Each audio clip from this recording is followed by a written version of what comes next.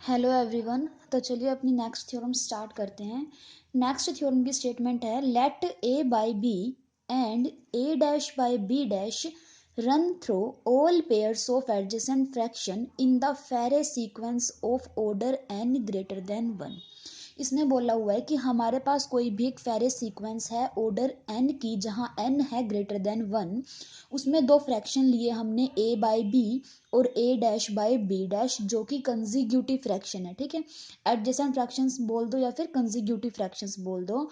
तो हमारे पास एक फेरे सीक्वेंस है ऑर्डर n की, जहां a बाई बी और a dash by B dash दो कंजिक्यूटिव फ्रैक्शंस हैं। ठीक है, तो हमें प्रूव क्या करना है, प्रूव दैट मिनिमम ऑफ इन दोनों का डिफरेंस का अगर हम मिनिमम लेंगे तो क्या आएगा, 1/n इंटू n माइनस 1, जहां पे n क्या है, ऑर्डर है किसका, फेरे सीक्वेंस का। इसी तरीके से जब हम मैक्सिमम लेंगे इनके डिफरेंस का तो उसकी वैल्यू आएगी 1/n। ये वाली चीज हमें प्रूफ करनी है। तो देखो प्रूफ स्टार्ट करते हैं। तो वी हैव, हमारे पास क्या, हमें क्या निकालना है, देखो हमें निकालना है मिनिमम इन दोनों के डिफरेंस का और इन दोनों के डिफरेंस का मैक्सिमम। ठीक है, हमें निकालना है इन दोनों के डिफरेंस का मिनिमम और इन दोनों के डिफरेंस का मैक्सिमम। तो पहले देखो minimum of A dash by B dash minus A by B, LCM लेंगे जब हम तो हमारे पास ये वाली चीज आ जाएगी। अब देखो हमारे पास जो a बाई बी है और a dash by B dash है वो कंजिक्यूटिव फ्रैक्शन है। तो हमने एक रिजल्ट किया था, एक थ्योरम की थी कि अगर हमारे पास दो कंजिक्यूटिव फ्रैक्शन हो तो उस केस में a dash b minus b dash a की वैल्यू कितनी होगी, 1 होगी। ठीक है, तो ऊपर जो हमारे पास बन रही है यही टर्म बन रही है, तो इसकी वैल्यू क्या हो जाएगी, 1। तो it means minimum of 1/b dash. ठीक है, अगर हम मिनिमम लेंगे 1/b डैश का तो वो किसके इक्वल होगा, मैक्सिमम ऑफ बी डैश के। ठीक है, रेसिप्रोकल किया तो हमारे पास मिनिमम किस में चेंज हो जाएगा, मैक्सिमम में। ये हमने मिनिमम वाला पार्ट सोल्व किया। अब देखो हमें मैक्सिमम भी निकालना है इसी डिफरेंस का। तो maximum of A dash by B dash minus A by B, same LCM लेंगे, इसकी वैल्यू 1 होगी क्योंकि कंजिक्यूटिव फ्रैक्शन से दोनों। तो हमारे पास आ गया maximum of 1/b dash, reciprocal करेंगे तो मैक्सिमम का minimum, minimum of B dash. ठीक है, इतनी चीज हमारे पास होगी। तो हमारे पास क्या आ गया, मैक्सिमम ऑफ बी डैश। हमें क्या फाइंड आउट करना है अब, maximum of B dash and minimum of B dash. अब देखो हमारे पास जो a बाई बी है और a dash by B dash है, वो जो फ्रैक्शन है वो कितने ऑर्डर, फेरे सीक्वेंस ऑफ ऑर्डर n। ठीक है, वो किसके फ्रैक्शन है, फेरे सीक्वेंस ऑफ ऑर्डर n के। और अगर ये Farey sequence of order n के फ्रैक्शंस हैं तो हमें पता है इसका denominator less than equals to n होगा। ठीक है, तो b भी less than equals to n होगा और b डैश भी less than equals to n with b is not equals to b dash. ठीक है, अब देखिए maximum of B dash is equals to n into n minus 1। देखो maximum लेना है मतलब हमें बड़ा सा बड़ा नंबर लेना है। अब अगर दोनों ही n हो जाते हैं, b भी n के इक्वल और b डैश भी n के इक्वल हो जाता है, तब तो b और b डैश इक्वल हो जाएंगे। बट हमें दोनों कैसे हैं, not equal, b is not equals to b dash है।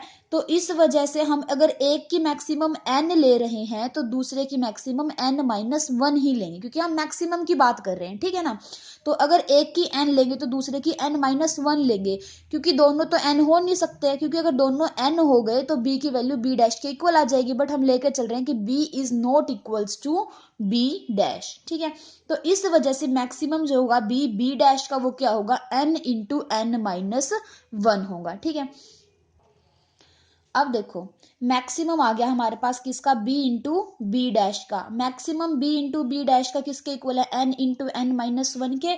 तो अगर हम मिनिमम निकाल लें किसका, 1/b डैश का, तो वो क्या आएगा, 1/n इंटू n माइनस 1। ठीक है ना, मैक्सिमम बी डैश का इसके इक्वल है, तो मिनिमम निकालेंगे तो हमारे पास ये वाली टर्म आ जाएगी। अब ये मिनिमम इसकी वैल्यू किसके इक्वल, इसके इक्वल। ठीक है ना, ये हमने इसी से तो निकालते आ रहे हैं। तो हमारे पास जो मैक्सिमम है बी डैश का वो n इंटू n माइनस 1 है। तो यहां से हम बोल सकते हैं कि minimum of a dash by B dash minus a by b किसके इक्वल होगा, 1/n इंटू n माइनस 1 के इक्वल होगा। अब देखो हमारे पास एक तो पार्ट प्रूफ हो गया, हमने ये मिनिमम वाला पार्ट प्रूफ कर दिया। अब हमें मैक्सिमम दिखाना है इनके डिफरेंस का 1/n के इक्वल होना चाहिए। देखिए हमें पता है b की वैल्यू 1 से लेकर n के बीच में होगी और b डैश की वैल्यू भी, ठीक है। Also b plus b dash greater then होंगे n से। क्यों? देखो क्योंकि हमारे पास a बाई बी और a dash by b dash दो कॉन्जिक्यूटिव फ्रैक्शन है nth रो में, ठीक है।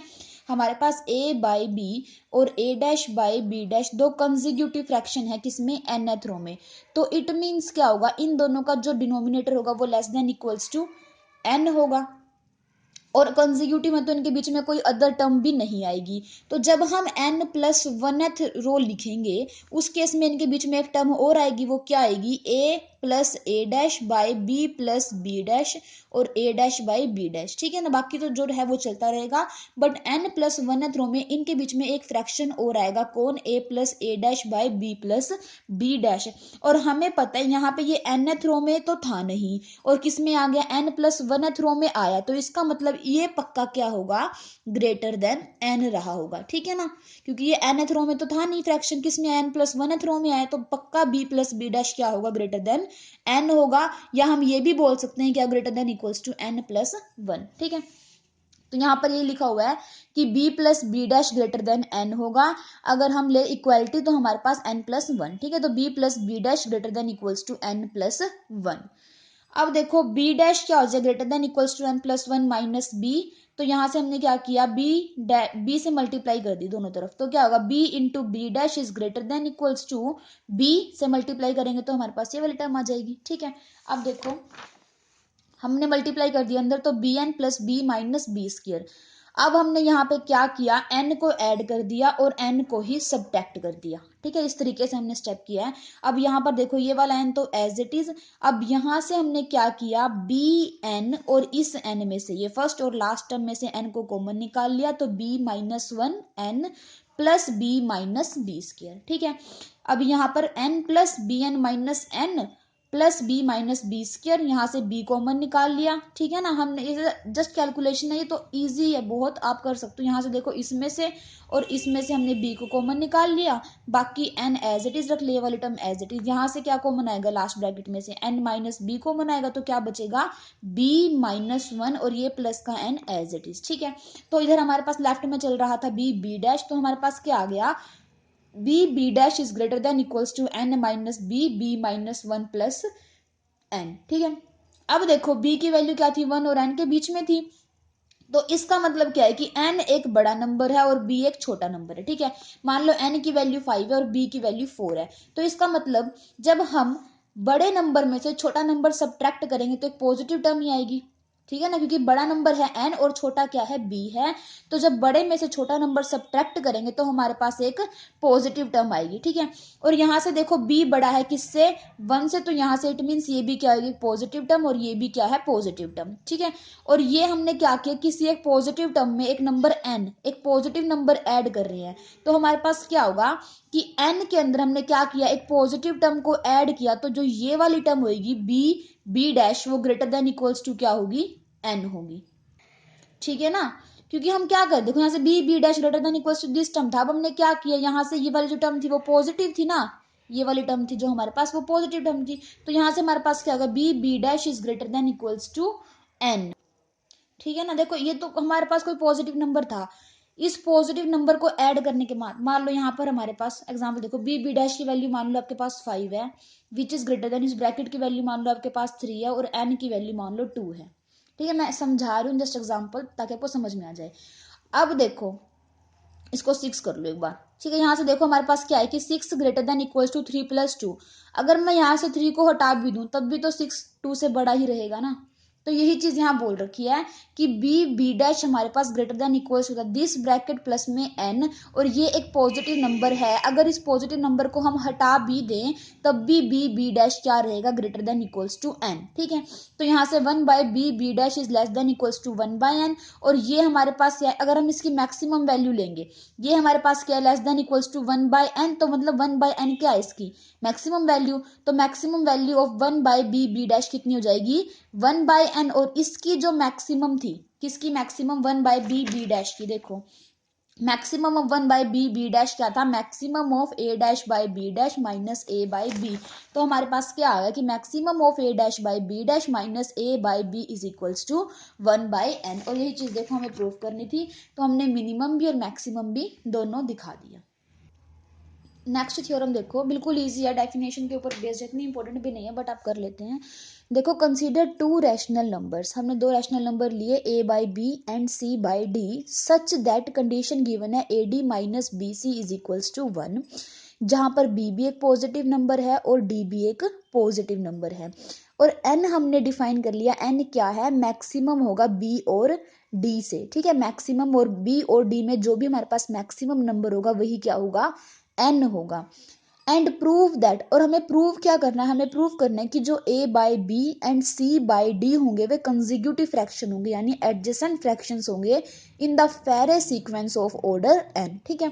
देखो, हमें दोबारा स्टेटमेंट बताती हूँ कि दो रैशनल नंबर गिवन है a/b और c/d जो इस कंडीशन को सेटिस्फाई कर रहे हैं, और n हमें गिवन है मैक्सिमम है b और d का, ठीक है।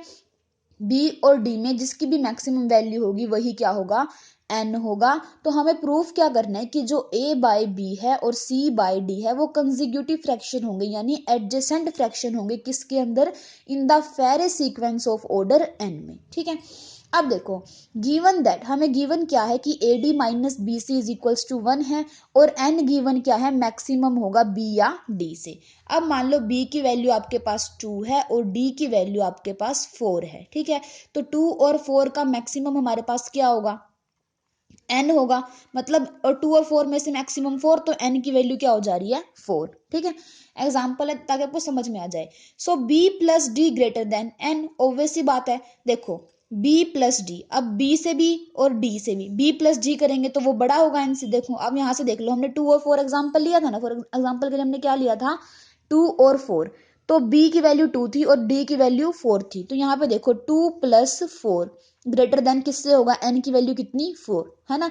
तो यहाँ से b प्लस डी क्या होगा, ग्रेटर देन n होगा। That is b plus d greater then b होगा, और b plus d greater then d। या तो b प्लस डी ग्रेटर होगा b से, या फिर b प्लस डी ग्रेटर होगा d से। ऐसा क्यों बोला है, क्योंकि हमारे पास जो n था वो इन दोनों में से ही मैक्सिमम था, तो या तो n b के इक्वल होगा या फिर n d के इक्वल होगा, ठीक है ना। क्योंकि n हमारे पास क्या था, मैक्सिमम है b और d में से, तो या तो n इक्वल होगा b के या फिर n इक्वल होगा d के, इनमें से जो भी मैक्सिमम होगा उसके इक्वल हो जाएगा, ठीक है ना। तो दैट इज, इसने बोला b प्लस डी ग्रेटर है n से। अगर हमारे पास b बड़ा हुआ तो n की वैल्यू किसके इक्वल हो जाएगी, b के इक्वल। तो यहां से हम बोल सकते हैं b plus d greater then b। और अगर हमारे पास d बड़ा हुआ, b और d में से वैल्यू d की बड़ी हुई, तो उस केस में हम क्या बोलेंगे, b plus d greater then d, ठीक है। ये तो हमने एग्जाम्पल के लिए 2 4 ले लिया। अब थ्योरम में हमें थोड़ी पता है कि b बड़ा है d बड़ा है, तो हम तो दोनों केस कंसिडर करके चलेंगे कि या तो b बड़ा होगा या फिर d बड़ा होगा, ठीक है ना। अगर b बड़ा हो गया तो n की वैल्यू b के इक्वल, और अगर d बड़ा हो गया तो n की वैल्यू d के इक्वल, ठीक है ना। इसलिए यहां से लिख दिया। अब देखो, इसने बोला therefore in the nth row denominator can not be b plus d। Obvious सी बात है, क्योंकि nth रो में जो सभी के सभी डिनोमिनेटर होंगे वो क्या होंगे, less than equals to n होंगे। बट b प्लस डी क्या है, ग्रेटर देन n। तो इसका मतलब क्या हुआ कि nth रो में डिनोमिनेटर b प्लस डी नहीं हो सकता। So a plus c by b plus d cannot lies between a by b and c by d in the nth row। तो इसका मतलब क्या है कि a plus c by b plus d वो तो इस a by b और c by d के बीच में लाई नहीं करेगा, किसमें, nth रो में। nth रो में लाई नहीं कर सकता, क्यों, क्योंकि b plus d ग्रेटर है n से, और हमें पता है कि Farey sequence of order n में denominator less than equals to n होता है, ठीक है। अब देखो, also we know that among all the fraction between a by b and c by d। और देखो, यहाँ पर हम थ्योरम यूज कर रहे हैं, ये थ्योरम हमने पढ़ी थी कि a बाई b और c बाई d के बीच में जितने भी फ्रैक्शन होंगे उसमें एक fraction a plus c by b plus d होगा विद लिस्ट डिनोमिनेटर, जिसका डिनोमिनेटर क्या होगा, सबसे छोटा होगा। मतलब क्या हुआ, अब देखो, इसने बोला कि a बाई बी और c बाई डी, इसके बीच में सबसे छोटा फ्रैक्शन वाला नंबर कौन है, a प्लस सी और b प्लस डी। और हम बोल रहे हैं कि b प्लस डी तो आ ही नहीं सकता किसके अंदर, nth रो में। तो अगर ये नहीं आ सकता तो इससे छोटा तो हमें और कोई मिलेगा ही नहीं। क्यों? क्योंकि ये लीस्ट डिनोमिनेटर है। तो इसका मतलब क्या हुआ कि इसके बीच में कोई भी अदर फ्रैक्शन नहीं आएगा, क्योंकि जब लिस्ट फ्रैक्शन वाला ही नहीं आ रहा तो इसके बीच में और कैसे आ सकता है कोई, ठीक है ना। तो therefore no fraction can lie between a by b and c by d. तो इसका मतलब अगर इनके बीच में कोई भी फ्रैक्शन लाई नहीं कर रहा तो ये कैसे हो जाएंगे, एडजेसेंट हो जाएंगे, मतलब कंसेक्यूटिव फ्रैक्शंस हो जाएंगे, ठीक है। अब नेक्स्ट देखो, नेक्स्ट में स्टेटमेंट है, prove that the two fractions described in the preceding problem are not necessarily adjacent in the Farey sequence of order n+1। अब इसमें बोला है कि जो हम बात कर रहे थे ऊपर कि ये दोनों एडजेसेंट होंगे, ये किस ऑर्डर के फेरे सीक्वेंस के अंदर बात कर रहे थे, n ऑर्डर की फेरे सीक्वेंस के अंदर बात कर रहे थे, ठीक है। अगर, और इसमें क्या बोल रहा है कि जरूरी नहीं है कि n+1 वाली सीक्वेंस में भी ये दोनों क्या हो, कॉन्जिक्यूटिव हो। यहां पर बात किसकी थी, nth की थी। तो ये बोल रहे हैं कि nth में तो ये दोनों कॉन्जिक्यूटिव होंगे, बट जरूरी नहीं है कि n+1 ऑर्डर की फेरे सीक्वेंस में भी ये दोनों फ्रैक्शन एडजेसेंट फ्रैक्शंस हो, ठीक है। Prove that the two fraction described in the preceding problem, जो हमने दो फ्रैक्शन डिस्क्राइब किए पिछली प्रॉब्लम में, are not necessarily adjacent in the Farey sequence of order n+1। तो उनका जरूरी नहीं है कि वो एडजेसेंट होंगे, कब, in the Farey sequence of order n+1। अब देखो इसने एग्जांपल ले लिया, put n is equals to 3। अगर हम n की वैल्यू 3 ले, then the Farey sequence of order 3, order 3 की फेरे सीक्वेंस ये बनेगी। अब यहां पर इसने उठा ले 2/3 और 1/1, ये दोनों एडजेसेंट है किसमें, थर्ड रो में, ये थर्ड रो चल रही है ना। And satisfy all the condition bye above exercise. All condition यहाँ पर क्या थी, एक तो थी AD-BC इज इक्वल्स टू 1। तो AD-BC क्या बनेगा, 3-2 इज इक्वल्स टू 1, ठीक है। एक तो ये कंडीशन थी। दूसरी कंडीशन क्या थी कि n की वैल्यू होनी चाहिए मैक्सिमम ऑफ b और डी, ठीक है। एन की वैल्यू क्या होनी चाहिए, मैक्सिमम ऑफ बी और डी। यहाँ पर बी की जगह कौन 3 और डी की जगह कौन 1, तो इनका मैक्सिमम क्या 3, तो एन की वैल्यू तो हम 3 लेकर चल रहे हैं, ठीक है। But 2/3 and 1/1 are not adjacent in the fourth row. हमें पता है कि ये एडजेसेंट है थर्ड रो में, बट जब हम फोर्थ रो लिखेंगे तो इनके बीच में एक नया फ्रैक्शन आएगा, कौन, ऊपर इनका सम करेंगे 3/4। तो हमें पता है कि थर्ड रो में तो ये दोनों क्या है, फेरे फ्रैक्शन एडजेसेंट है, बट फोर्थ रो में इनके बीच में एक नया फ्रैक्शन आ जाएगा 3/4। तो इसका मतलब क्या हुआ कि 2/3 और 1/1 एडजेसेंट नहीं हुए किसमें, फोर्थ रो में। तो देयरफॉर 3/4 लाइज बिटवीन 2/3 एंड 1/1। तो यही चीज हमें प्रूफ करनी थी। एन की वैल्यू 3 लेकर चले थे, 3 में तो ये क्या है, एडजेसेंट है, बट n+1 मतलब कि 4, फोर्थ में ये एडजेसेंट नहीं है, क्योंकि इनके बीच में एक फ्रैक्शन और कौन, 3/4 आ रहा है।